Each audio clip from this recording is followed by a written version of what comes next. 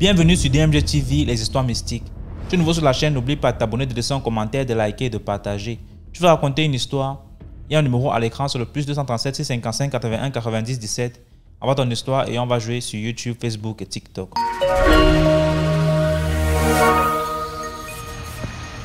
Bonjour à tous. J'espère que vous allez bien et j'espère que la communauté DMT TV va bien.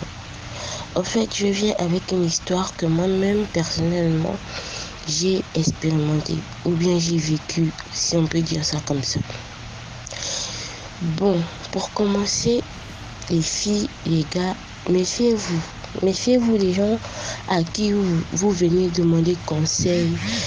Méfiez-vous des gens à qui vous vous approchez pour savoir comment définir la vie. Parce que même cette personne peut voir une étoile en toi, sachant que tu n'es rien et tu n'as rien. Cette personne peut voir une étoile en toi. Pour toucher cette étoile, il peut arriver qu'il puisse te conseiller ou bien il puisse venir te porter de l'aide. Pour l'anecdote, moi déjà, je sais pas pour les gens qui connaissent le Gabon. Je suis au Gabon, je suis originaire du Gabon. J'étais en classe de terminale. J'ai rencontré un jeune homme. Avec qui je me suis mise en couple et tout.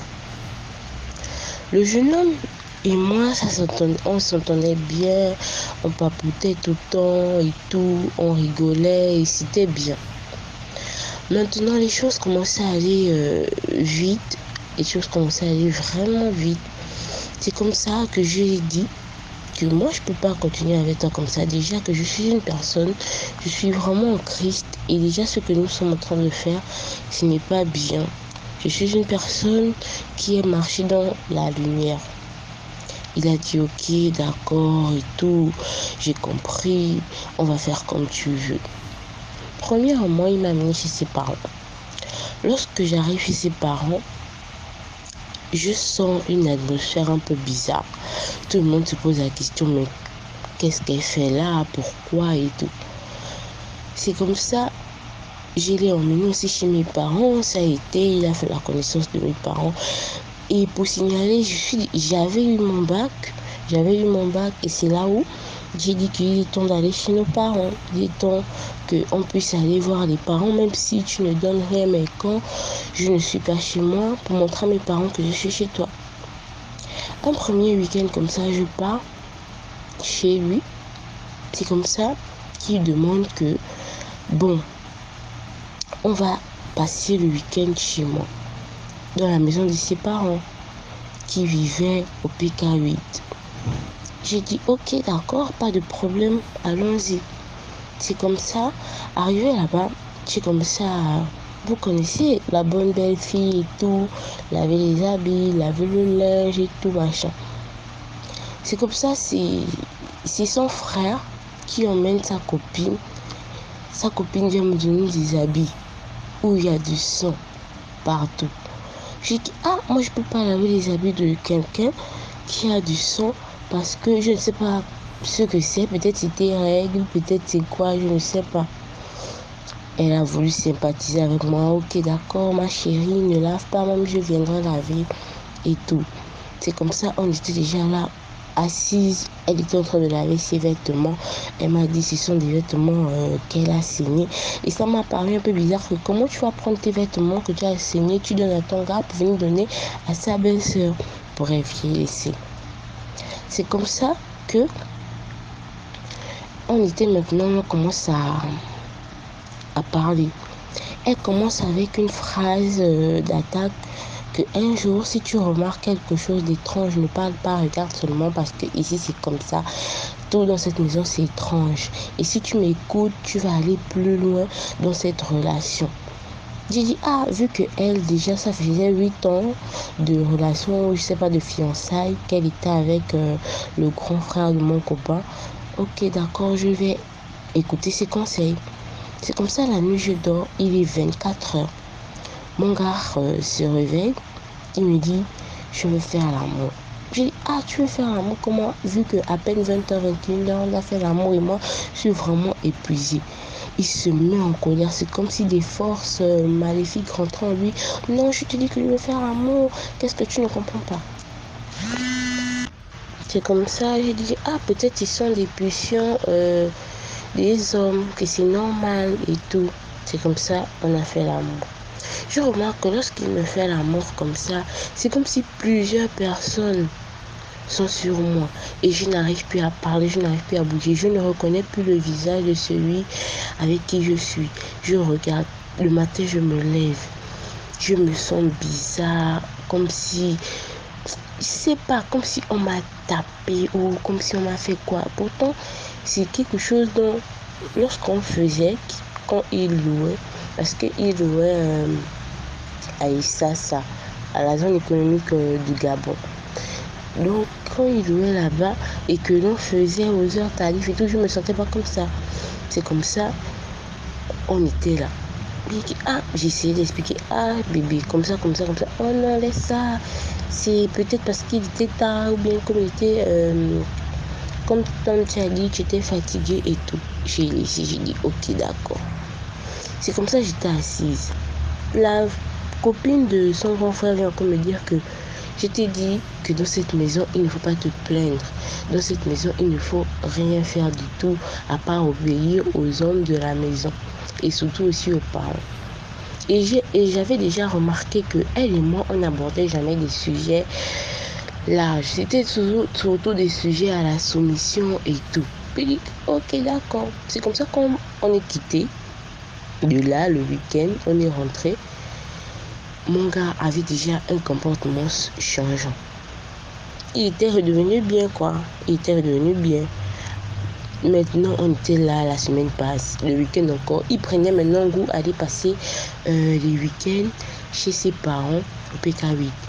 On est parti encore le week-end ce prochain et c'est là vraiment où des choses se sont passées vraiment bizarres.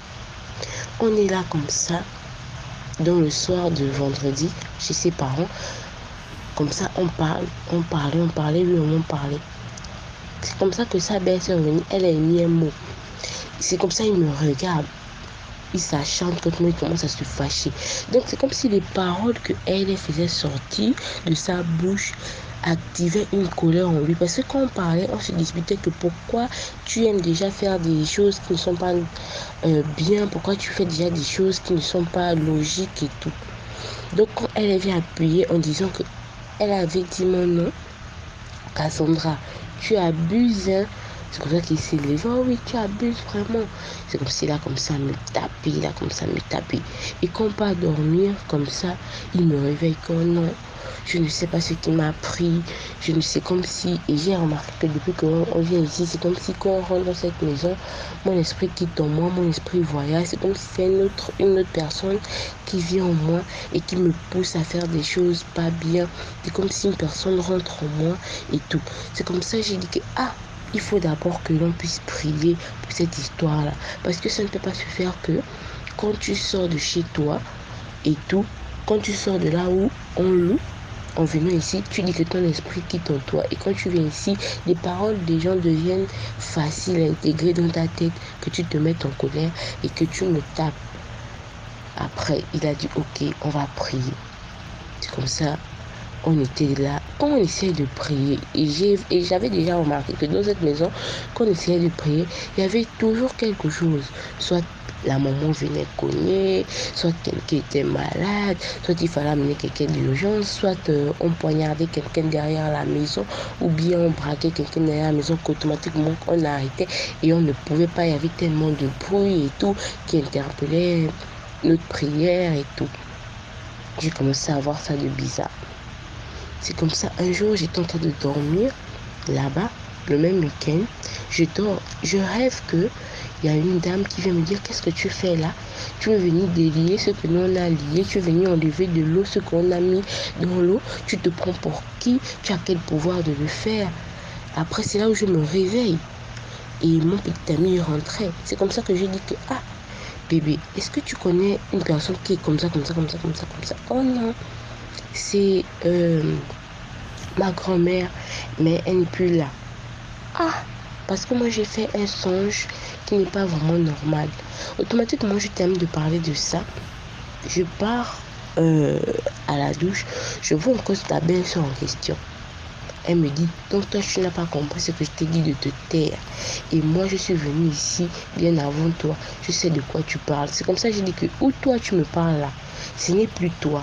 Parce que sachant que quelque chose de mal se passe dans cette maison et toi tu es la fille d'une personne déjà qu'on t'a pas épousée, on t'a rien fait et tu adhères cela, c'est que ton esprit n'est plus dans ton corps. Et elle a commencé à crier au scandale. Elle a crié au scandale que venez, Cassandra m'a insulté, Cassandra nous est traité de sorcière et tout.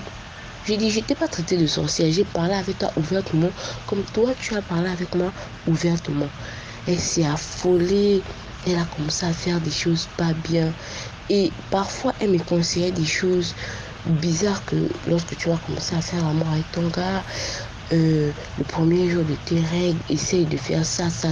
Tu vas voir comment il va te dire des mots, il va te donner de l'argent. Et un jour comme ça, je ne savais pas que mes règles étaient en train d'arriver. Mes règles étaient censées venir le premier, mais on était au 28 par là. Donc j'ai fait l'amour à mon gars. C'est comme ça mes règles se sont déclenchées. Et lui, lorsqu'on a fini de faire l'amour, il a remarqué que je saignais. Il était vraiment content, comme si c'était la première fois qu'on faisait l'amour. Il était heureux, il me demandait qu'est-ce que tu veux que je puisse te faire, qu'est-ce que tu veux que je puisse te donner. Il m'a acheté des vêtements, il m'a même acheté un nouveau téléphone. J'étais ébahie que Seigneur Jésus, qu'est-ce qui ne va pas? Et j'ai encore pensé à cette phrase qu'elle m'a dit que fais l'amour avec ton homme pendant tes règles, le premier jour de tes règles, et tu verras, il va être comme un fou. J'ai commencé à me prier, j'ai commencé à dire Seigneur Jésus, qu'est-ce qui ne va pas? Seigneur Jésus, qu'est-ce qui ne va pas? J'ai commencé à le prier. C'est comme ça que j'ai dit un jour à mon frère que cette histoire de partir chaque week-end chez tes parents, je ne veux plus s'y terminer. Il a bien dit oui, il a compris. Mais après quelques minutes, après, il a reçu le coup de fil de sa mère qui est en train de parler avec lui, qui est en train de le conseiller. Comme si là, c'était, je ne sais pas, elle avait remarqué quelque chose, qu'il fallait qu'il se sépare de moi, qu'il fallait... En fait, elle a commencé à parler. Après, il est venu vers moi que, ah bébé, je te promets que c'est le dernier week-end qu'on parle pas, mais maman nous appelle. J'ai dit, ah, moi je vais me blinder. J'ai pris l'huile bénite, j'ai pris le sel béni, j'ai dit, ok, d'accord, allons-y. Mais sache que lorsqu'on part là-bas, je ne vais rien faire, je ne vais rien toucher, je ne vais rien préparer, je vais rester que dans ta chambre. Ok, d'accord, allons-y. Quand on part, sa mère nous fait asseoir, elle commence à me parler que la fille que tu as choisie, elle commence à parler à son fils, Donald, que la fille que tu as choisie là, ce n'est pas une bonne fille pour toi. On m'a dit à l'église qu'elle pratique. Voilà pourquoi ton esprit est toujours frivole. Elle m'a dit qu'elle fait les bains pour attraper les hommes, machin et tout. J'étais stupéfiée. Comment ça? Qu'est-ce que cette femme est en train de raconter? J'ai commencé, je me suis levée, j'ai dit maman, avec tout le respect que je vous dois, je ne permets pas, je viens d'une famille chrétienne et je ne permettrai pas que vous puissiez salir l'éducation de ma famille. Pour qui tu te prends et tout, pour venir parler dans ma maison et tout. Je voulais rentrer, mon petit ami a dit non Cassandra, tu ne peux pas rentrer, il se fait tard, restons encore ici. On est en train de dormir. C'est comme ça, avant de dormir, j'ai prié, j'ai mis mon huile d'onction, j'ai mis le sel autour de cette chambre, dans la chambre en question. C'est comme ça,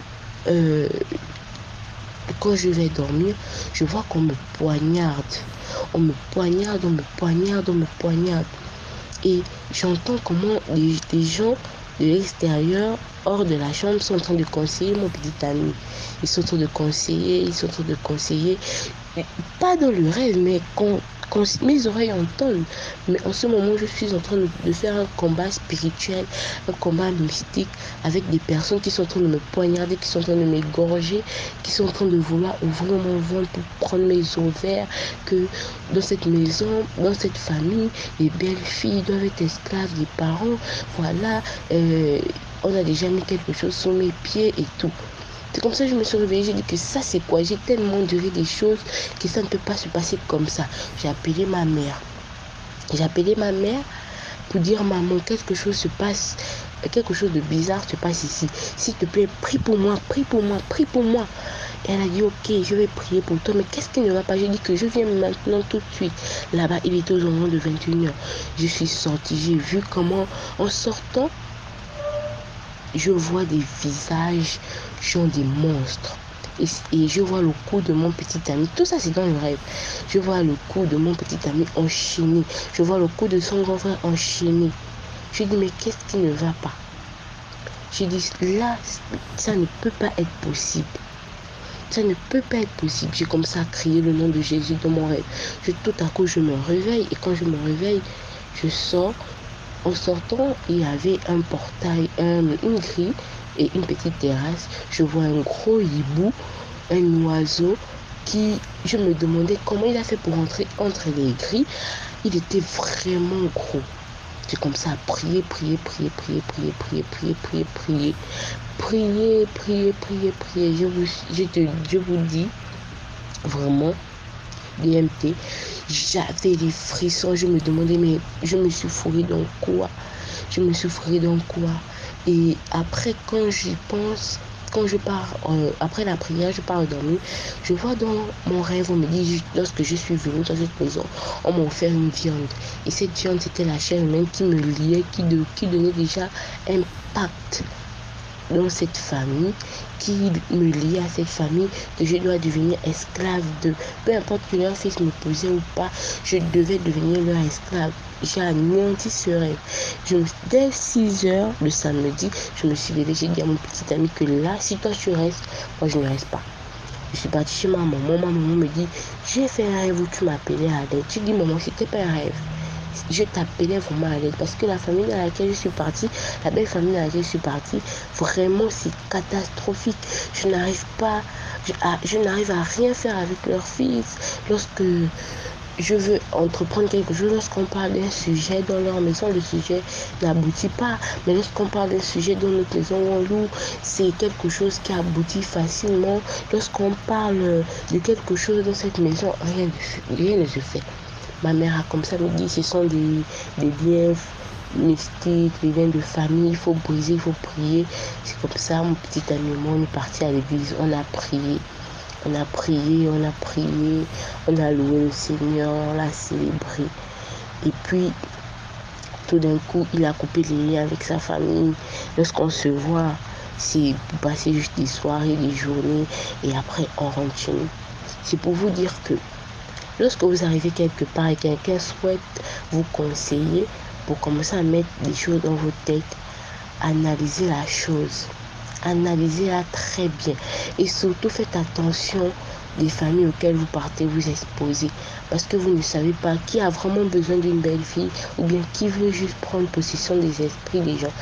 Peut-être leur fils était envoyé pour venir acquérir ou bien venir prendre des âmes, pour venir prendre des esprits, des jeunes filles, pour qu'on puisse travailler pour elles. Parce que je vous assure que cette fille que moi j'ai laissée là-bas, je ne sais pas depuis quand elle n'a pas vu sa famille, mais elle n'était plus elle-même. Sur ce, bonne soirée ou bien bonne journée à vous. Je ne sais pas quand et quel jour vous allez écouter mon audio. Commentez, likez. Je vous attends en commentaire. Merci.